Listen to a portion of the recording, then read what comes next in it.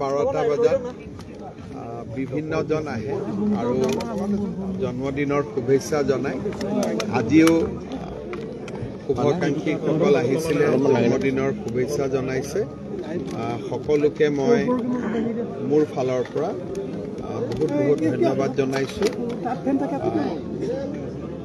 সদায় দৰে এইবাৰো ৰাজ্যৰ যিমান শুভকামনা, সেই শুভকামনাই সাহস দিয়ে, শক্তি দিয়ে কাম কৰি যোৱাৰ বাবে। মই আশা কৰোঁ অসমৰ ৰাইজৰ যাতে শুভকামনা এনেকৈ সদায় মই লাভ কৰি থাকিব। মোৰ তেনেকুৱা কাৰ্যসূচী নাই। কালি ৰাতিপুৱা আমি প্ৰাগজ্যোতিষপুৰ মেডিকেল কলেজৰ OPD সেৱা আৰম্ভ কৰিম। নগাঁৱৰ জাজি ভকত গাঁৱৰ দলংখনৰ আমাৰ শুভ উদ্বোধন হ'ব। কালিৰ পৰা মুখ্যমন্ত্ৰীৰ আত্মনিৰ্ভৰ অভিযানৰ আবেদন আৰম্ভ হ'ব। গুৱাহাটীৰ হৰিজন কলনীৰ শিশুসকলক শংকৰদেৱ কলাক্ষেত্ৰতো লগ পাম। এনেকৈ গতানুগতিক সদায় প্ৰতিদিনেই মোৰ 6টা 7টা কাৰ্যসূচী থাকে। কালিও থাকিব। জন্মদিন বুলি বিশেষ একো নাই।